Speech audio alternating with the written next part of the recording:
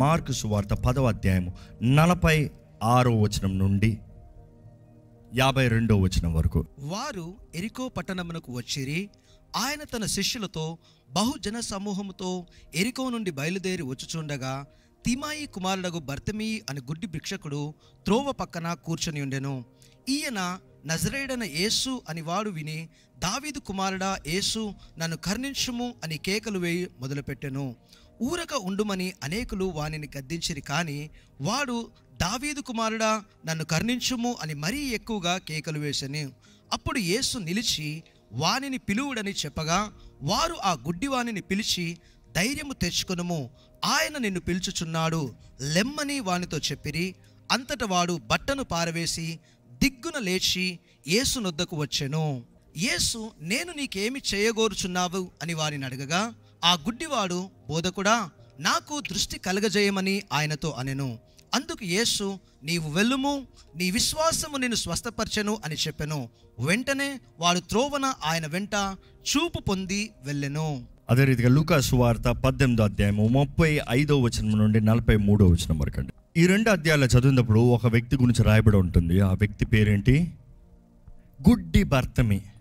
ఈ గుడ్డి బర్తిమయి చూస్తే తను పుట్టకతో గుడ్డివాడిగా కనబడుతున్నాడు, కానీ ఆయన ఉన్న పరిస్థితి చూస్తే ఎలా కనబడుతున్నాడు?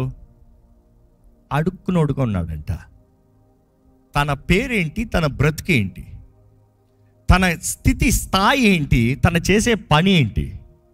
ఈరోజు చాలామంది మనం కూడా ప్రశ్నించుకోవాలండి, మన జీవితము మన పేరు తగ్గట్టే ఉందా? ఏంటి మీ పేరు? ఎందుకంటే చాలామంది పేర్లు ఊరక పెట్టుకుంటారు, చిట్టి, బట్టి, బన్నీ. బట్ దేవుని వాక్యానుసారంగా చూస్తే పేరుల్లో జీవితం ఉందండి. Your life depends on your name. మన జీవితాన్ని బట్టి, మన పేరుని బట్టి మన బ్రతుకు ఉంటుంది, మన జీవితం ఉంటుంది. ఈరోజు మనలో కూడా మన పేరు తగ్గ జీవితం మనకు ఉందా? పేరుకు తగ్గ బ్రతుకు మనకు ఉందా? మన తరముకు తగ్గ బ్రతుకు మనకు ఉందా? మన తల్లిదండ్రుల ప్రార్థన తగ్గ బ్రతుకు మనకు ఉందా? లేకపోతే దేవుడు కోరి, దేవుడు నిర్ణయించిన తగ్గ బ్రతుకు మనకు ఉందా? ఈరోజు ఎంతోమంది చీకటి బ్రతుకు బ్రతుకుతున్నామండి, రహస్య బ్రతుకు బ్రతుకుతున్నామండి, మీడియాకర్ అలవాటు ఏదో బ్రతుకుతున్నాంలే, సామాన్య బ్రతుకుంటే చాలులే. చాలామందికి ఆశలు ఉండవు. కారణం ఏంటి తెలుసా? ఆశలు పడి ఏం ప్రయోజనము? ఆశలు పడి బాధపడతాం తప్ప వేరేముంది? దేవుడు వాక్యం తెలియజేస్తుంది, మన ఆశల్ని తీర్చే దేవుడు అంట, ప్రతి మంచి ఆశను తీర్చే దేవుడు అంట.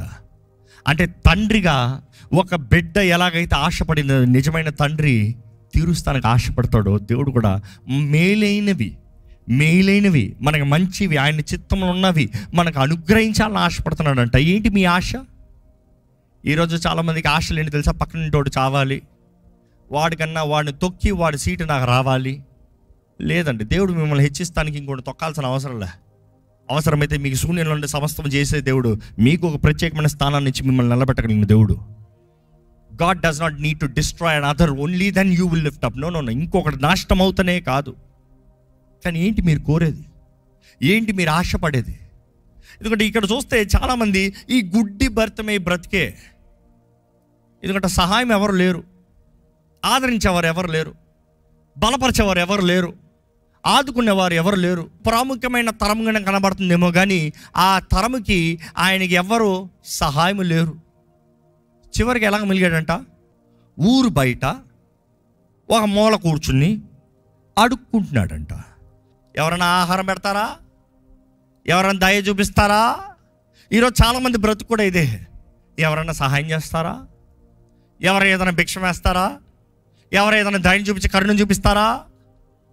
ఈరోజు మనుషులు చూడండి, దేవుణ్ణి అడగరు కానీ మనుషుల్ని అడుక్కుంటారు. దేవుణ్ణి నమ్మరు కానీ మనుషుల మీద ఆధారపడుతున్నారు. దేవుణ్ణి విశ్వాసంతో అడగరు కానీ మనుషులు నువ్వవ్వా. ఒక మనిషి ఒకసారి ఇస్తాడండి, రెండోసారి అడగండి ఇసుక్కుంటారు. అవునా కదా? ఈరోజు మనుషుల్ని అడిగి చీపా మనుషుల తర నిందించుకుంటున్నారు. నీ పరువు నువ్వే తీసుకుంటున్నావు, ఎవరో తీయాల్సిన అవసరం లే. మనుషుల్ని నమ్ముకుంటాం వ్యర్థమో.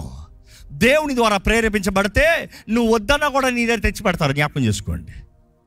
మనుషుల్ని దేవుడు వాడుకుంటాడు, మనుషులు వాడుకోవడానికి నేను చెప్తలే. మనుషుల్ని దేవుడు వాడుకుంటాడు, మనుషుల ద్వారా దేవుడు సహాయాన్ని పంపిస్తాడు, నిశ్చయంగా పంపిస్తాడు. అలాగ పొద్దుగున వారు ఇక్కడ ఉంటే దయచేసి చేతులైతే హల్లెలూయా చెప్తారా? నిశ్చయంగా పంపిస్తాడు దేవుడు. కానీ నీవు మనిషిని చూసి దేవుని విడిచిపెడితే ఆ మనిషి నిన్ను అవమానపరుస్తాడు. గతంలో దేవుడు ఒక మనిషి ద్వారా నీకు సహాయం పంపించాడేమో, కానీ ఆ మనిషి దేవుని స్థానంలోకి రానవద్దు.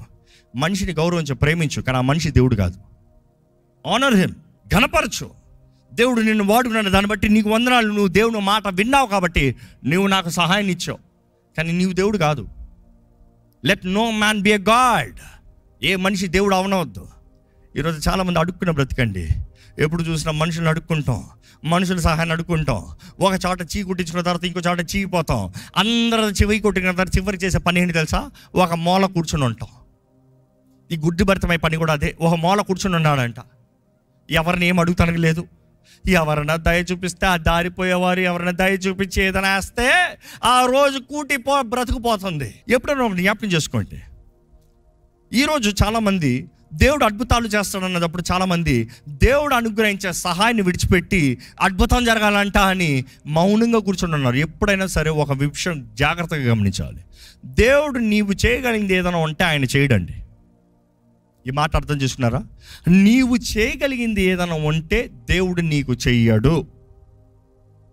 ఈరోజు చాలామంది నీవు చేయగలిగింది దేవుడు నీకు చేయాలని ఆశపడుతున్నారు. అలాగ మీరు ఆశపడలేఅయితే దేవుడు మీ పనుడుగా మీరు చూస్తాం. ఇక్కడ బాటిల్ ఉంది, దాహం వేస్తుంది, నేనేం చేయాలి? తీసుకుని తాగాలి. తీసుకుని తాగాల్సిన వాడిని, దేవా నాకు దాహం వేస్తుంది, ఈ బాటిల్ నుండి నీరు నా నోట్లకి. ఈరోజు చాలామంది ప్రార్థనలు కూడా అలాగే ఉన్నాయి, చాలామంది బ్రతుకులు కూడా అలాగే ఉన్నాయి. మీరు చేయవలసింది విశ్వాసంతో అడుగు తీగునా, దేవా నాకు చేసి పెట్టు. ఎప్పుడైనా సరే ఒక మనుషుడు చేయగలిగింది చేయవలసిన సమయంలో చేయకపోతే అది మన తప్పండి. ఆ దినంలో చూస్తే దేవుడు అనేక అద్భుతాలు చేసింది. ఈరోజు మెడికల్లీ ఇట్ ఈస్ ట్రీటబుల్. కానీ ఈరోజు చాలామంది నో నాకు ఏమొద్దు సహాయము, లేదు నేను తీసుకోను. మనుషుడు చేయగలిగింది ఏదైనా ఉంటే మనుషుడు చేసుకోవాలి. మనుషుడు చేయలేని పరిస్థితుల్లో, మనుషుడికి చేయలేని సాధ్యము లేని పరిస్థితుల్లో అప్పుడు మనం దేవుని అడుగుతాం, దేవా డూ ద సూపర్ న్యాచురల్. అసాధ్యమైన కార్యములు సాధ్యపరచు, సుసాధ్యపరచు. Do the supernatural. అసాధ్యమైనవి జరిగించే ప్రభువా. ఇఫ్ ఇట్ ఇస్ నార్మల్, సాధ్యమైనవి ఏదైనా ఉంటే దేవుడు అంటాడు నువ్వు చేయి. నీవు చేయలేనుందా నన్ను అడుగు. నీకు అద్భుతం అన్న ప్రతిసారి మనుషుడి ద్వారంగా చేయలేనివి. ఈ గుడ్డివాని పరిస్థితి చూస్తే మనుషుడు ఎవ్వరు ఏ సహాయము చేయలేని పరిస్థితి. మనుషుడు సహాయము చేయలేని పరిస్థితుల్లో ఒక మూల కూర్చుని అడుక్కుంటున్నాడంట. ఎవరన్నా నాకు దయ చూపించండి, ఎవరన్నా ఈ పూటకు ఒక ఆహారం ఇస్తే తిని బ్రతుక్కుంటాను. కానీ ఆ వ్యక్తిలో ఎలాంటి పరిస్థితి ఉంటుంది? ఎప్పుడైనా సరే కృంగిదల కలిగినప్పుడు, ఎప్పుడైనా సరే జీవితంలో విఫలమైనప్పుడు, ఎప్పుడైనా సరే అందరూ మన ముందు ఆశీర్వదించబడుతూ మనం మాత్రం ఏం చేతకాని పరిస్థితులు ఉన్నప్పుడు మనలో దురాత్మ సులభంగా పనిచేస్తాడండి. దురాత్మలు అనేటప్పుడు ఎలాంటి ఆత్మలు? దేవుని పైన కోపం తీసుకొచ్చే ఆత్మ. ఇక్కడ ఎవరైనా దేవుని పైన కోపపడేవారు ఉన్నారా? చాలామందిని చూశాను నేను. దేవుడు చేయడా ఏంటి? దేవుడు నీ పనుడా? ఆయన దేవుడు అండి. ఆయన మహిమలోకి ఎవరు వెళ్ళగలుగుతారో? ఆయన మహిమను చూసిన ప్రతిసారి ప్రతి ఒక్కరు సాష్టాంగ నమస్కారం పడిన వారు ఉంటారు, ఎంత ఘనుడైనా సరే. కానీ ఆయనని వేడుకున్న ప్రతి ఒక్కరికి ఆయన దయ చూపించే దేవుడు అంట. ఎక్కడైతే నిరుత్సాహము, విఫలత కలిగిన పరిస్థితులు ఉన్నవారు ఉన్నారో అక్కడ వెంటనే ఈ దురాత్మ వస్తాడు. నీ దేవుడు సహాయం చేయడే? దేవుడు నమ్మం ఏం జరగలేదే? దేవుని మీద కోపం వస్తుంది. దేవుని మీద నెక్స్ట్ ఎవరి మీద వస్తుంది తెలుసా? మనుషుల మీద వస్తుంది, ముఖ్యంగా సొంత వారి మీద వస్తుంది. ఈరోజు చూడండి, చాలామంది ప్రార్థనా భారాలు కోరినప్పుడు మా సొంతోలే మా మీద చేతబడులు చేశారండి. ఎందుకు సొంతోలే మీ మీద చేతబడులు చేయాల్సిన అవసరం ఏంటి? ఎందుకు అంటే మా ఆశీర్వాదాన్ని, మా వర్ధలింపుని, మా మేలుని ఎందుకు? వారికి జరగలేదు, నీకు జరుగుతుంది. కక్ష, వారు విఫలమవు నీకు ఘనత. తట్టుకోలేకపోతున్నారు. ఈ దురాత్మ ఎంతో మందిలో ఇతరుల లాభాన్ని, ఇతరుల మేలుని, ఇతరుల ఆశీర్వాదం చూసినప్పుడు పగ పట్టేది, కక్ష పట్టేది, వారిని ఎలాగైనా అణిచివేయాలనేది. నేను సాధిస్తానన్న మనస్తత్వం రాదు. నేను చేయగలుగుతాను అన్న మనస్తత్వం రాదు. వారిని ఆశీర్వదించిన దేవుడు నన్ను కూడా నెక్స్ట్ ఆశీర్వదిస్తాడు అన్న విశ్వాసం కలగదు. వారిని ఎలాగన్నా ఆపివేయాలి. కక్ష, పగ. ఈరోజు అలాంటి స్వభావం ఇక్కడ ఉన్నదా మీలో? కానీ అటువంటి పని చేస్తుందంటే అది దురాత్మ పని చేస్తున్నాడని జ్ఞాపకం చేసుకోండి. రెండో రకం ఏంటంటే క్షమించరాని మనసు అంట. వారు అలా చేశారు కాబట్టి నాకు ఇలాగైంది. ఈరోజు చాలామంది జీవితంలో ఇతరుల మీద సాకులు చెప్తూనే ఉంటారు. ఎందుకు ఇది చేయలేకపోయావు? వారు అలాగ చేశారు కాబట్టి నాకు ఇలాగైంది. వారు అలా చెప్పారు కాబట్టి నాకు ఇలాగైంది. వారు నన్ను చేయడం లేదు కాబట్టి నాకు ఇలాగైంది. వారి బలహీనతలను వారు ఒప్పుకోరు, కానీ వారి బలహీనతల్ని ఇతరుల మీద నేరాలుగా మోపేవారు. ఇతరుల మీద చెప్పుకుంటూ వారిని దులుపుకునేవారు. అంగీకరించరు. వారిలో ఉన్న బలహీనతలు అంగీకరించరు. మన బలహీనతలు మన అంగీకరిస్తేనే కానీ దేవుడి దగ్గర మన బలహీనతల గురించి మనకు బలాన్ని వేడుకోలేమండి. నీవు అంగీకరించిన దానికి దేనికి నీకు సహాయం రాదు. జ్ఞాపకం చేసుకోండి. మీరు ఏదైతే అంగీకరిస్తారో దానికే మీకు సహాయం అనుగ్రహించబడుతుంది. ప్రభువా నేను పాపిని నేను ఒప్పుకుంటే దేవుడు పాపాన్ని క్షమిస్తాడంట. నేను పాపమే చేయలేదన్న వాడికి క్షమాపణ ఉందా? నేను పాపినే కాదు అనే వ్యక్తికి క్షమాపణ ఉందా? ఈరోజు చాలామంది వారు బలహీనతలు ఒప్పుకోకుండా ఇతరుల మీద మూడో రకమైన దురాత్మ ఏంటి తెలుసా? భయము. గతంలో చేయలేకపోయావు కదా, ఇప్పుడు కూడా చేయలేవు. గతంలో జరిగించలేకపోయావు కదా, ఇప్పుడు కూడా జరిగించలేవు. ఈ ఆత్మ ఎంతో మందిని అంచెదినాల్లో పట్టి పీడిస్తుందండి. నీకు కుదరదు, నీకు రాదు, నీ బ్రతుకు ఇంతే, నీ ఇంతే జీవితము. చాలామంది నా కర్మ ఇంత. ఏ దేవుడు ఎవరినన్నా నాశనంగా బ్రతకాలని పుట్టించాడా? దేవుని తలంపులు మీ పట్ల నాశనకరమైనవా? దేవుడు అంటున్నాడు, నీ పట్ల నా తలంపులు మేలైనవే కానీ కీడైనవి కాదు. నిన్ను వర్ధిలింపజేయాలని ఆశపడుతున్న దేవుడు, నువ్వు నాశనం అవ్వాలని కోరుతున్న దేవుడు కాదు. ఎంతోమందిలో చేదైన బ్రతుకు, తునీకరణ, వేదన, ఇటువంటి బ్రతుకుల్లో మనుషులు జీవిస్తున్నారండి. ఈ గుడ్డి భర్తమై పరిస్థితి చూస్తేనండి, ఊరు బయట కూర్చుని ఉన్నాడు. కానీ మనం చదివితే యేసు ప్రభు ఆ మార్గమున ఏం చేస్తున్నాడంట? నడుచుకుని పోతున్నాడంట. ఎక్కడ మాట చదువుదామండి? వారు నజరేయుడైన యేసు ఆ మార్గమున వెళ్ళుచున్నాడని వారితో చెప్పిరి. అప్పుడు వాడు, యేసు దావీదు కుమారుడా నన్ను కరుణించుము అని కేకలు వేయగా. ఆగండి, నాకు అనిపిస్తూ ఉంటుంది, ఆ గుడ్డివాడికి కళ్ళు లేవు, యేసు ప్రభుకి కళ్ళు ఉన్నాయా లేవా? గుడ్డివాడు చూడలేకపోతున్నాడు, యేసు ప్రభు చూడగలుగుతున్నాడా లేదా? ఎందుకంటే చాలామందికి ఇదే ప్రశ్న. దేవునికి తెలియదా నా పరిస్థితి? దేవునికి తెలియదా నా జీవితమో? దేవునికి తెలీదా? దేవుడు చేయడే? అలాంటి వారికి జవాబు ఇక్కడ ఉంది, దయచేసి చూడండి. ఎందుకంటే ఈ గుడ్డివాడు అక్కడ ఊరి బయట కూర్చున్నాడు. యేసు ప్రభుకు తెలియదు ఆయన స్వస్థపరచాలని? యేసు ప్రభుకు తెలియదు ఆయన స్వస్థత నెక్స్ట్ అని? అనేకసార్లు వాక్యంలో చూస్తే యేసు ప్రభు అవసరతలో ఉన్న వారి దగ్గరికి వెళ్ళాడు, కానీ వారి మధ్య నుండి వెళ్తాడండి. నమ్మేవారు బిగ్గరగా హల్లెలూయా చెప్తారా? ఎందుకు హల్లెలూయా చెప్పనని తెలుసా?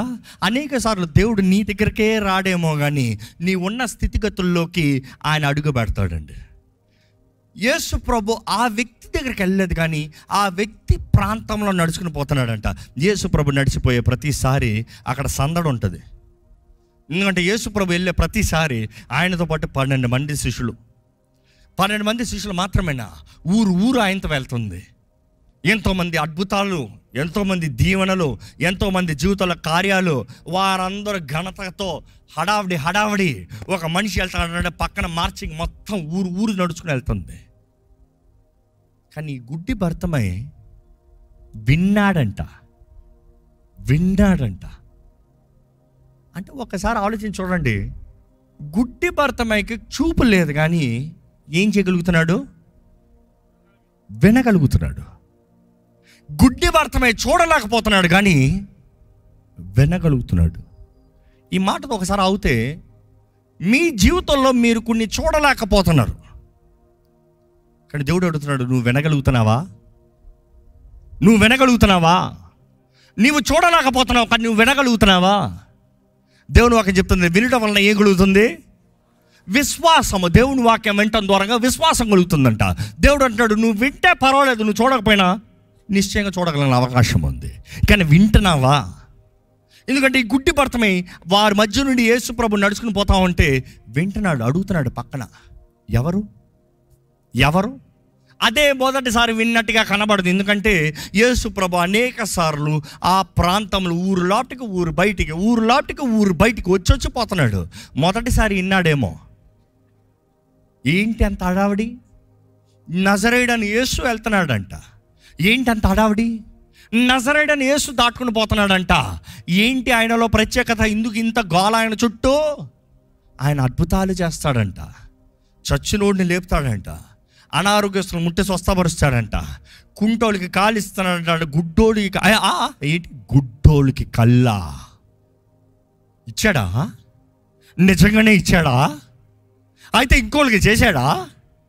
అయితే నాకు కూడా జరుగుతుంది అన్నమాట. అంటే నేను కూడా చూడొచ్చు అన్నమాట. ఈ గుడ్డి భర్తమై చూస్తే అతడు ఆశ కలిగి ఉన్నాడు, ఈ యేసు మరలా వస్తాడా? నేను కోరుతున్న ఈ యేసు మరలా వస్తాడా? గతంలో నేను అవకాశం కోల్పోయాను, కానీ యేసు మరలా వస్తాడా? నిజంగా మీకు అలాంటి ఆశ ఉంటే దేవుడు మీ కొరకు, మీ ముందు, మీ పక్షాన వస్తున్నాడండి. కానీ ఇక్కడ చూస్తే ఈయన విన్నాడంట, ఈసారి విన్నాడంట. మరలా గోల వినబడుతుంది. ఈయన సీరియస్గా అంతసేపు అడుక్కుంటున్నాడు. అడుక్కున్నవాడి దగ్గరికి మరలా గోల వస్తుంది. ఎవరు వెళ్తున్నారు అని అడిగాడంట. అంతే. ఎవరు వెళ్తున్నారు అన్న వెంటనే యేసు వెళ్తున్నాడు అన్న వెంటనే నేను ఏం చేశాడు తెలుసా? ఏం చేశాడో మీరు చెప్పండి చూద్దాం. ఇట్లా పిలిచాడా? అస్సలు ఆగి ఉండేవాడు కదా. ఎలా పిలిచాడంట? అలా పిలిచింది కాదు. ఎందుకంటే మీకు నిజంగా ఆయన పిలుస్తానికి మీకు చెప్తున్నారేమో, కానీ ఆ వ్యక్తికి ఏంటి తెలుసా? తనకు కలిగి ఉన్న ఒకే నిరీక్షణ, తనకి స్వస్థపరచగలిగిన ఒకే వ్యక్తి, తన బ్రతుకుని, తన జీవితాన్ని నిరంతరానికి మార్చగలిగిన ఓన్లీ సోర్స్ ఒకే వ్యక్తి. ఆయనను చూస్తే చాలు నా బ్రతుకు మారిపోయింది, ఆయనను ముడితే చాలు నాకు స్వస్థత, ఆయన దగ్గరికి వెళ్తే చాలు ఇంకా నా బ్రతుకు అయిపోయింది అని ఆశతో ఉన్న వ్యక్తి దావీదు కుమారుడా అని ఉంటాడా? దావీదు కుమారుడా కేక వేశాడంట. ఎక్కడ మీరు కేక ఏంటి చూద్దాం.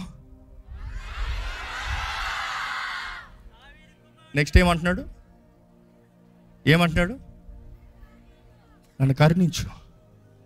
నన్ను కరుణించు.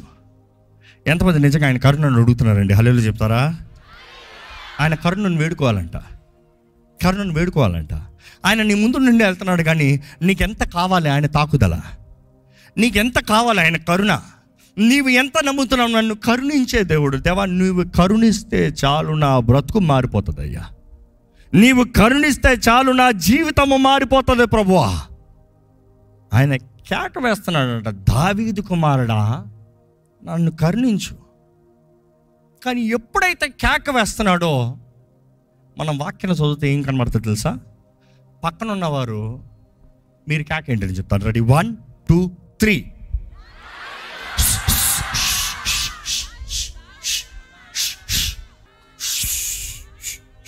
ఈరోజు చాలామంది ఉస్సులు కొట్టేవారు ఉన్నారు, బుస్సులు కొట్టేవారు కనబడతారు. కొంచెం విశ్వాసాన్ని కనబడితే చాలు, కొంచెం చేతులు వచ్చి దేవా అనిపి డిసిప్లిన్, మౌనంగా ఉండాలి. ఆయన కేక వేస్తూ ఉంటే పక్కన ఉన్నవారు బోధకుడిని డిస్టర్బ్ చేయొద్దు. ఒరే, నీకు బోధకుడయ్యా, నాకు రక్షకుడయ్యా. నీకు బోధకుడు, నువ్వు కేవలం వినిపోతున్నావు, నీకు బ్రతుకు మారదు.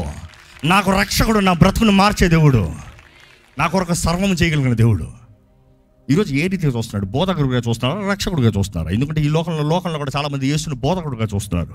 యేసు చెప్పిన మార్గములు బ్రతుకులను మార్చేవాడు యేసు ప్రభు. నమ్మేవారు హల్లెలూయా చెబుతామా? మన రక్షకుడు అండి, మన రక్షకుడు యేసు మాత్రమే. నమ్మేవారు బిగ్గరగా హల్లెలూయా చెప్పండి.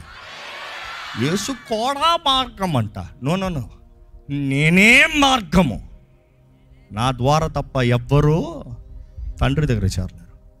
యేసుప్రభు చెప్పిన మాటలు. ఈరోజు చాలామంది ఆయన పక్కనే ఉంటారేమో కానీ ఆయన ఎవరో గ్రహించుకోలేరు.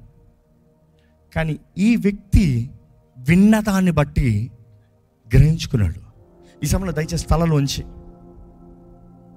దేవుడు మీ జీవితంలో అడుగుతున్నాడు, నీకేం కావాలి?